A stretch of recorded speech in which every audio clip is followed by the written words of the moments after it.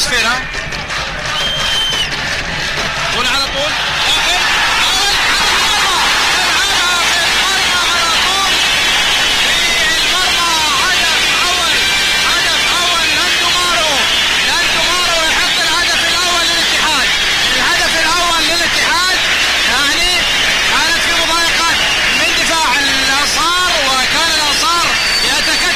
ولكن داندومارو حط فيها يسرى ويحط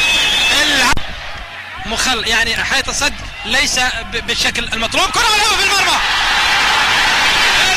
جول، في المرمى جول. هدف جميل من لويس فيرا، هدف جميل من لويس فيرا، هدف رائع وملعوبة، والحائط كانت يعني حائط الصد ايضا لم يكن بالصورة المطلوبة. واثنين للاتحاد، شوف الهدف لعبها على طول وفي المرمى. خطأ لصالح حمزة إدريس، في خطأ لصالح حمزة إدريس، ملعوبة على طول، خطرة في المرمى، جول، الجول الثالث، الهدف الثالث. حسن اليامي، توقيع اليامي، والله تمريرة كانت رائعة جدا، وهدف ثالث. خلاص اطمئن الاتحاد تقريبا على نتيجة المباراة.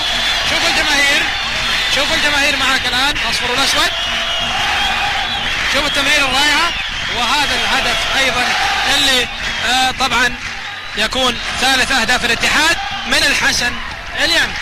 صاحب سمو الملك السيد ولي العهد جوا من الروعة والجمال، نقول ناحية اليسار، خطرة في المرمى، جول، في المرمى جول من حمزة، جول في المرمى، جول من البرق حمزة إدريس، الرابع، هذا الرابع للاتحاد. والجماهير طبعا في حالة انتشاء وفرح عارم. 4 أهداف اتحادية